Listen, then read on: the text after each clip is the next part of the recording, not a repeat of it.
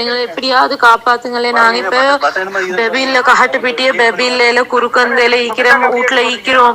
நாங்க இப்ப தனிச்ச ஒரு வீட்டுல தான் இப்ப 3வது தட்டுல மீந்துட்டா எல்லாமே இப்ப கூரைக்கு மேல ஏறிக்கிறோம். தண்ணி ஸ்பீடா வருது, எங்களால ஒன்றும் செஞ்சு குறையில. மழையும் நிக்குது இல்ல, கைப்புள்ளையெல்லாம் வச்சுக்கணும். நாங்க இப்ப இது கூரையில தண்ணி ஈக்கிறோம். இப்பதான் கூரைக்கு ஏறினோம், என்ற தண்ணி கூடுருச்சுன்னு சொல்லி எப்படியாவது எங்களை ரெஸ்கியூ பண்ண வாங்கலே.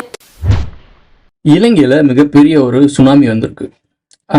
என்ன ப்ரோ வெள்ளம் வந்திருக்கு, புயல் வந்திருக்குன்னு சொல்றாங்க, நீ என்ன ப்ரோ சுனாமின்னு சொல்ற அப்படின்ற ஒரு கன்ஃபியூஷன் இருந்திருக்கும்.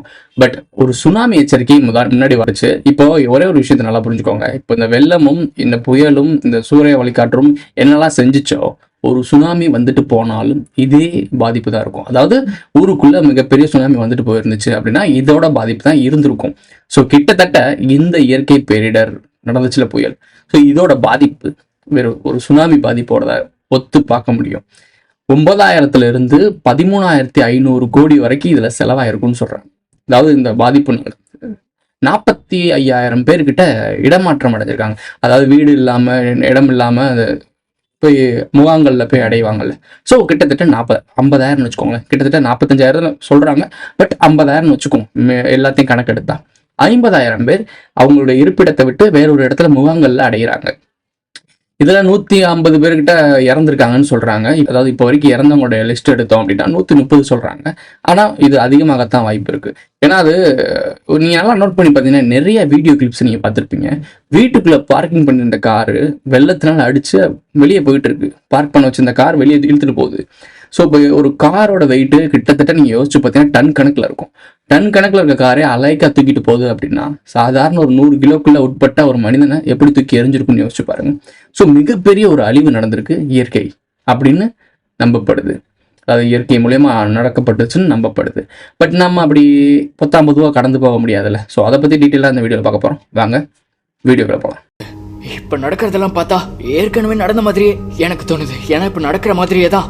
2015ஆம் ஆண்டு டிசம்பர் மாதம் சென்னையில் ஏற்பட்ட பெருவெள்ளத்தை யாருமே மறந்திருக்க முடியாது. சரியா இதே மாதிரி நேரத்துல தான் நடந்துச்சு தெரியுமா? சிந்தனை செய் மனமே, சிந்தனை செய் மனமே, செய்தால் தீவினை அகன்றிடுமே. இந்தியா இதுக்கு ஓடோடி போய் உதவி செஞ்சிருக்கு. ஆபரேஷன் சாகர் பந்து. இந்த சாகர்ன்ற வார்த்தையை மட்டும் நான் எங்கேயோ கேள்விப்பட்ட ஞாபகம் இருக்கு. இந்த இலுமினாட்டி பத்தியும் இந்த சாகர் மாலா திட்டம்னு ஒன்று இருக்கும். ஸோ முத்துமாலைன்னு ஒரு பேரெல்லாம் மாற்றப்பட்டுச்சு. ஸோ இந்த முத்துமாலை, சாகர் மாலா, சில்க் ரோடு இது எல்லாமே எங்கே வரும் அப்படின்னா இந்தியன் ஓஷன்ல தான் வரும். இந்த இந்தியன் ஓஷன் முக்கியமான இடம் தான் இலங்கை. ஸோ இந்த இலங்கையை கனெக்ட் பண்ணுது. இப்போ இந்த இலங்கையில் 9,000 இருந்து 13,000 கோடி செலவாயிருக்கு. எனக்கு தெரிஞ்சு கூட தான் இருக்கும். பட் அப்ராக்சிமேட்டாக 9,000 இருந்து 13 கனெக்ட் பண்ணியிருக்காங்க. இந்த பாதிப்பு இழப்பு தொகை யார் கொடுக்க போறா? சைனா கொடுக்கும். ஆல்ரெடி இந்தியா போயிடுச்சு, நிவாரண பொருள்லாம் போக ஆரம்பிச்சிருச்சு. சைனாவும் பதிலுக்கு வருவான். இப்போ என்ன ஆகும் அப்படின்னா நீங்க யோசிச்சு பாருங்க. கொஞ்ச நாளாவே ஒரு சமீப காலத்துல ஒரு பொருளாதார வீழ்ச்சி நடந்துச்சு. ஸ்ரீலங்காவில் வந்து மிகப்பெரிய பொருளாதாரம் அடிச்சு சூரிய அடிச்சு. அதுலேயே கேஸ் விலை சிலிண்டர் எல்லாம் எங்க ஏறிட்டு இருந்துச்சு. இதுல என்ன ஒரு சிக்கல் அப்படின்னா இவனுங்க அந்த மாதிரி காலகட்டத்திலேயே அங்க இருக்க கோமலி கூட்டம் இருக்குல்ல, சினிமா ஜோம்பிஸ், அவங்க சினிமா தேட்டருக்கு இப்போ விஜய் படமும் அஜித் படமும் ரிலீஸ் ஆயிருந்துச்சு. அந்த படத்தை பார்க்கறதுக்கு முந்தி அடிச்சு போய் பார்த்தாங்க. மேபி வாரிசுன்னு நினைக்கிறேன். ஸோ முந்தி அடிச்சு பார்க்க போனாங்க. சிலிண்டர் வேலை கிட்டத்தட்ட இப்போ உச்சத்துக்கு போயிட்டு இருக்கு. இவங்க சினிமா தேட்டர் பார்க்க போனாங்க. நம்ம ஊர்ல ஒரு ஜாம்பி கூட்டம் இருக்குன்னா ஊருக்கு ஒரு கூட்டம் இருக்கு. ஸோ இப்படி பண்ணவங்க இப்போ அதே என்டர்டைன்மெண்டான கிரிக்கெட் ஸ்டேடியத்தை அடைக்கலாமா பூந்திருக்காங்க. அதாவது தஞ்சம் பூந்திருக்காங்க. நிவாரண குழுக்கள்லாம் மக்களை அடைப்பாங்கல்ல, அதுக்கு பயன்படுத்துறதுக்கு ஒரு ஸ்டேடியத்தை பயன்படுத்திருக்காங்க. எந்த இடத்துல கேளிக்கை விருந்து விளாண்டுட்டு இருந்தாங்களோ அதே இடத்துல இவங்க அடைக்கலம் போயிருக்காங்க. யோசிச்சு பாருங்க இந்த கேளிக்கை எவ்வளவு பெரிய ஆபத்தான விஷயம்னு. பொருளாதாரம் பயங்கரமான பிரச்சனையா போயிட்டு இருந்துச்சு. ரீசெண்டா அங்கேயும் ஒரு புரட்சிலாம் உருவாகி பிரதமர் மாளிகையெல்லாம் எரிக்கப்பட்டுச்சு, எல்லாம் நடந்துச்சு. அவ்வளவுதான் அன்னைக்கு நடந்துச்சு, அப்படி கடந்து போயிட்டாங்க. ஸோ இப்போ இங்கே யோசிச்சு பாருங்க, ஒரு சுனாமி எச்சரிக்கை வேற வந்துட்டு போயிருக்கு. எனக்கு தெரிஞ்ச சுனாமி வந்திருந்தா கூட எந்த அளவுக்கு பாதிப்பு இருக்குமான்னு எனக்கு தெரியல. அது ஒரு அளவுக்கு தான் உள்ள வந்திருக்கும், முழு ஊருக்குள்ளே வராது. இது சென்ட்ரல் சிட்டியை அட்டாக் பண்ணியிருக்கு. கடலோர பகுதி இல்லாட்டியும் சென்ட்ரல் சிட்டியே ப்ராப்ளம். கனமழை, இன்னமும் 3 நாளைக்கு மழை இருக்குன்றாங்க. இருக்க மழைக்கே இந்த மேலும் கனமழை தொடரும் என்பதால் மக்கள் வீடுகளை விட்டு வெளியேற வேண்டாம் என எச்சரிக்கப்பட்டுள்ளனர். இன்னும் ஒரு 3 நாளைக்கு மேலே இன்னும் எத்தனை யோசிச்சு பாருங்க. 13,000 கோடி, எனக்கு தெரிஞ்சு 20,000 கோடி வர்றதுக்கு கூட வாய்ப்பு இருக்கு. இந்த 20,000 கோடி அவங்ககிட்ட எங்க இருந்து வரும்? Tourist place. மோஸ்ட்லி நம்முடைய ஸ்ரீலங்கா வந்து எந்த எக்கனாமிக்கை பேஸ் பண்ணியிருக்கு அப்படின்னா டூரிஸ்ட். அந்த எக்கனாமிக்கை தான் பேஸ் பண்ணியிருக்கு. அவங்ககிட்டலாம் பெருதில் உள்ள நிலப்பரப்புல இருந்து அக்ரிகல்ச்சர் லேண்ட்லாம் கிடையாது. அவங்க டூரிஸ்ட் பிளேஸ் தான் மெயினாக வச்சிருக்காங்க, ஹப்பு, அவங்களுடைய ஹப்பு. ஸோ இந்த டூரிஸ்ட் பிளேஸாக இருக்கக்கூடிய ஏரியாலாம் இனிமேல் முடக்கப்படும். ஏன்னா மிகப்பெரிய புயல் வந்திருக்கு, அழிஞ்சிருக்கும், நிறைய இடத்த சீரமைக்கிறதுக்கு லேட் ஆயிரும். ஸோ இந்த காலகட்டம் எடுக்கும். இதுக்கு செலவு தான், முதல் இன்வெஸ்ட்மெண்ட் தான் அதிகமாக வரும். அது ஏதாவது ஒரு நாட்டில் கடன் வாங்கி அடிப்பாங்க, இல்லை கொடுப்பான். ஒரு விஷயம் ஒரு நாடு வந்து நன்கொடையை கொடுக்க மாட்டான், அவன் ஏதோ ஒரு விஷயத்த எதிர்பார்ப்பான். இப்போ சைனாக்காரன் ஹம்மம் துறைமுகத்தை பிடிக்கணும்ல, இந்த மாதிரி ஒரு இடத்துல இவ்வளோ அமௌண்ட் கொடுத்தான்னா அவன் வேற ஏதாவது ஃபேவர் எதிர்பார்ப்பான். ஸோ உங்களுக்கு புரியும்னு நினைக்கிறேன். ஸோ இந்த மாதிரி விஷயம்லாம் பண்ணுவான். இங்கே டூரிஸ்ட் பிளேஸ் வரதுக்கு ரொம்ப நாள் ஆகும். அப்போ ஏற்கனவே பொருளாதாரத்தில் அகல பாதாரத்தை நோக்கி போயிட்டு இருக்க ஸ்ரீலங்கா இப்போ அந்த அடி இருந்து இப்படி மீண்டு வரும். ஸோ இப்படி மீண்டு வரணும்னா கடன் வாங்கணும். ஆல்ரெடி இவன் குடும்பமே கடனில் தான் வண்டி ஓடிக்கிட்டு இருக்கான். இன்னமும் கடனுக்கு மேலே கடனை வாங்கினான் அப்படின்னா குடும்பத்தையே போய் திவால் ஆகிற மாதிரி, அதாவது அவங்க நாட்டையே கொண்டு போய் அடமானம் வைக்கிற மாதிரி வச்சுட்டான். அப்படின்னா என்ன நடக்கும்னு யோசிச்சு பாருங்க. 2029 மாபெரும் பொருளாதார வீழ்ச்சி. ஒட்டுமொத்தமாக சைனாக்காரன் பாதி ஆட்டையை போட்டுருவான், இந்தியாக்காரன் பாதி பேர் உள்ள வந்துடுவான், அமெரிக்கா ரஷ்யாலாம் பாதி பக்கம் தூக்க பார்க்கும். அமெரிக்கா அதாவது ஸ்ரீலங்காவை துண்டு போட்டு வித்துருவாங்க. அப்படிதான் நடக்கும். ஏன்னா இப்போவே பொருளாதாரத்தில் ரொம்ப டவுன் ஆயிடுச்சு. 2029 உலகமே பொருளாதாரத்தில் மூழ்க போகுது. அப்போ மூழ்கும் போது இந்தியா விட ஸ்ரீலங்கா ரொம்ப அடி வாங்கும். சின்ன கண்ட்ரி வேற. இப்போ இந்தியா கூட ஓரளவுக்கு மக்கள் பாப்புலேஷன் அதிகம், ஜிடிபி அந்த இதுன்னு ஏதாவது சமாளிச்சுவாங்க. ரிசோர்ஸ் வச்சு ஏதாச்சும் ஒன்று ஓரளவுக்கு சமாளிக்க வாய்ப்பு இருக்கு. பாமர மக்களும் நடுத்தர மக்களும் அடிவிட்டு சாவான், அது உண்மை. ஆனால் கொஞ்சம் பாசம் பணம் வச்சிருக்கவன் சஸ்டைன் ஆயிடுவான். அதான் மெயின் ரீசன். அதுக்கு மேலே எலைட் பீப்புள் இருக்கான்ல, அவன் கொஞ்சம் அடி வாங்குவான். அவனோட கார்பரேட் நிறுவனங்கள் எல்லாமே பயங்கரமாக அடி ஆகும். இதுல இருந்து மீண்டக்குள்ளேயும் உள்நாட்டு கிளர்ச்சி, யூனியன் ஆஃப் சவுத் இந்தியா, மாபெரும் பேண்டமிக், அதுக்கப்புறம் ஒரு இயற்கை பேரிடர் ஒன்று இருக்கு. So world war.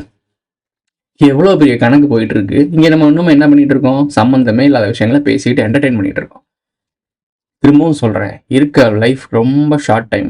5 வருஷம் சொன்னோம், அதுவும் சுருங்கிட்டே வருது, 4 வருஷத்துக்கிட்ட வரப்போகுது. இப்போ நீங்க இருக்க வாழ்க்கைய முடிஞ்ச அளவுக்கு திருப்தியா நிம்மதியா வாழ்ந்து கடக்க பாருங்க. முடிஞ்ச அளவுக்கு ஒரு ரிசோர்ஸை சேர்த்து வைக்க பாருங்க. ரிசோர்ஸ்ன்னு சொல்றது என்னன்னா கோல்டில் இன்வெஸ்ட் பண்ணி, கோல்டு அதாவது பியூரிட்டியான கோல்டு வாங்க, கலப்பட கோல்டுலாம் வாங்கி வச்சுக்காதீங்க. அப்போ அது உங்களுக்கு ப்ராப்ளத்தை கொடுக்கும். பியூரான கோல்டு காயின் சொல்லுவாங்களே, 999 காயின், அதை வாங்கி வச்சுக்கோங்க.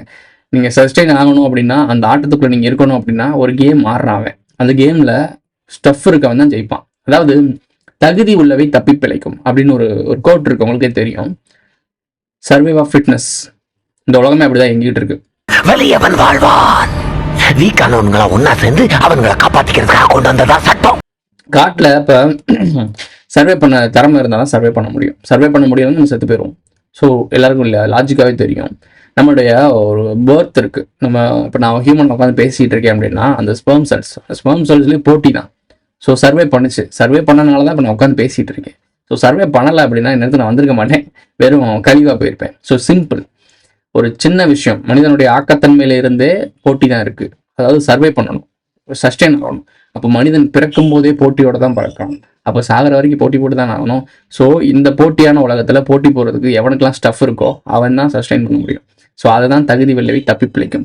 அது நடந்துடக்கூடாதுன்றதுக்காக தான் இப்படி ஒரு சிஸ்டம் நடக்குது. இங்கே ஒரு ரேஸ் போயிட்டு இருக்குன்னு தெரிஞ்சுக்க விடாம உங்களை ஃபினான்சியல், எக்கனாமிக்கல், குளோபல் ஒரு மேட்ரிக்ஸ்குள்ள அடைச்சிருக்காங்க. இப்போ இந்த கட்டமைப்புக்குள்ள இருந்து சஸ்டெயின் ஆகணும், உருவாக்கியிருந்த கட்டமைப்புல இருந்து நம்ம சஸ்டெயின் ஆகணும்னா அந்த ஃபினான்ஸ் தேவை.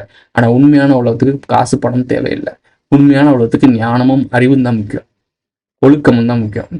மற்றபடி இதெல்லாம் கிடையாது. பட் அந்த உலகத்துக்கு போகணும்னா முதல் இந்த உலகத்தை உடைச்சு தள்ளணும். இந்த வேர்ல்டு வரப்போ அவனே உடைப்பான். அவன் உடைக்கிற போது இதை நம்ம பயன்படுத்திக்கணும். அதாவது ஒரு வால் பிரேக் பண்ண போறாங்க, ஒரு மேட்ரிக்ஸ்ன்ற வாலை பிரேக் பண்ண போறாங்க. பிரேக் பண்ணி அட்வான்ஸ் லெவலுக்கு, அடுத்த லெவலுக்கு நம்மளை கூட்டி போறாங்க. நிரந்தர அடிமையாக கொண்டு போவாங்க, டிஜிட்டல் அரெஸ்ட்னு சொல்லுவாங்கல்ல. ஸோ அந்த மாதிரி இடத்துக்கு கொண்டு போறாங்க. அதுக்கு நம்ம இந்த இடத்துல இருந்து வெளியே போக முடியாது, இப்போ இருக்க காலத்துல போக முடியாது. ஆனா புரிஞ்சுக்கணும் என்ன நடக்குது, எப்படி நடக்குது, என்ன விஷயம் அப்படின்னு தெரிஞ்சுக்கணும். அந்த வாலை அவனையும் பிரேக் பண்ண போறோம். அதுக்கு பேர் தான் வேர்ல்டு வார். அந்த பிரேக் பண்ற டைமிங்ல நமக்கு ஒரு சான்ஸ் இருக்கு. நம்ம இதை டேக் ஓவர் பண்ணி யோசிச்சு பாருங்களேன். ஒரு கட்டமைப்பு, அமைப்பு, சிஸ்டமிக் இதெல்லாம் உருவாக்குனது யாரு? சாதாரண நாட்கள் தானே. சாதாரண நாட்கள் சேர்ந்து ஒருத்தன் எஜுகேஷன் சிஸ்டத்தை பார்த்துக்கிட்டான், ஒருத்தன் ஜுடிஷியர் அதாவது சட்டம் ஒரு விஷயத்தை பார்த்துக்கிட்டான், ஒருத்தன் டாக்டர்ஸை பார்த்துக்கிட்டான், ஒருத்தன் ஃபினான்ஸை பார்த்துக்கிட்டான், இன்னொருத்தன் அந்த மேலே ஏறி இது பண்ணுவாங்களே ஆளுமை, பாலிடிக்ஸ் பார்த்துக்கிட்டான். ஸோ ஒவ்வொரு கூட்டமும் தனித்தனியாக பிரிச்சுக்கிட்டு தன்னை ஒரு ஒரு ஒரு ஒரு வலைப்பண்ணுக்குள்ள செயின் லூப் மாதிரி பின்னிக்கிட்டு அவங்களுக்குள்ள நடக்கிறக்கூடிய ஒரு தகவல் பரிமாற்றம் தான் ஒரு சிஸ்டமேட்டிக்காக செயல்பட்டு இருக்கு. இப்போ எப்படின்னா இங்கிருந்து நீங்கள் யோசிச்சு பாருங்க, தவறு செஞ்சவன் பல லட்சம் கோடி 10,000 கோடி அடிச்சவெல்லாம் இங்கே தான் சுற்றிட்டு இருக்கான். 10,000 ரூபாய் அட்டை போட்டவனும் கை காலில் உடஞ்சும் இங்கேயும் கிடக்கான்.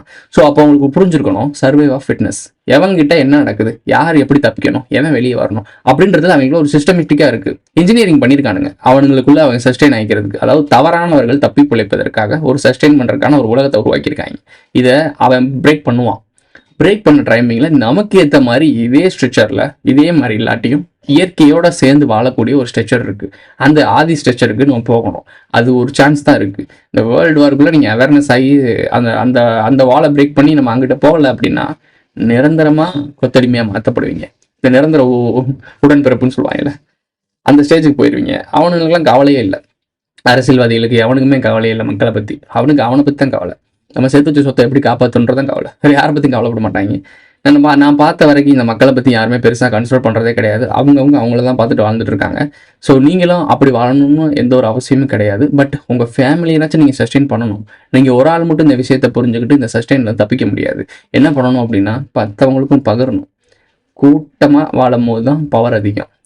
யூனிட்டி அது ரொம்ப முக்கியம். ஸோ யூனிட்டியை வளர்க்க ட்ரை பண்ணுங்கள். இலங்கையில் நடந்த சுனாமி இதோட நிற்காது. அந்த சுனாமியோட அலைகள் இன்னமும் வேவாக மாறி இந்தியாவையும் தாக்கும்.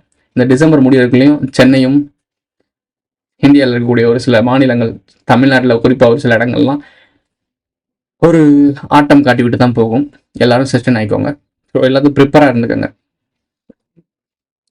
ரொம்ப அவரா இருக்கீங்க, ரொம்ப பில்டப்பரா கொடுத்துட்டு இருக்கீங்க.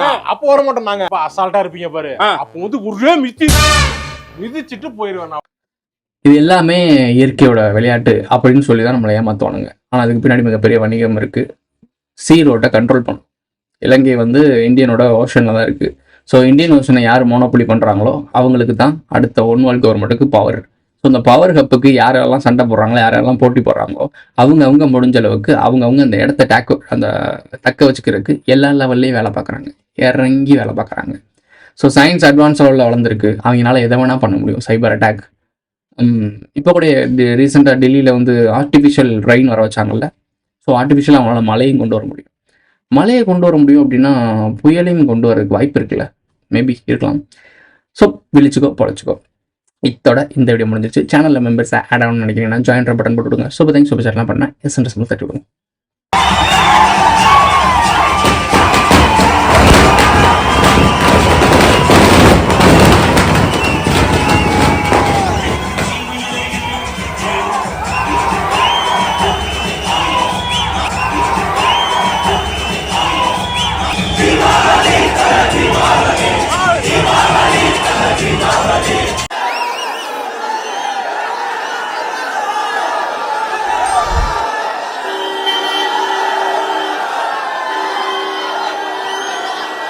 அது அவ்வளவுதான்.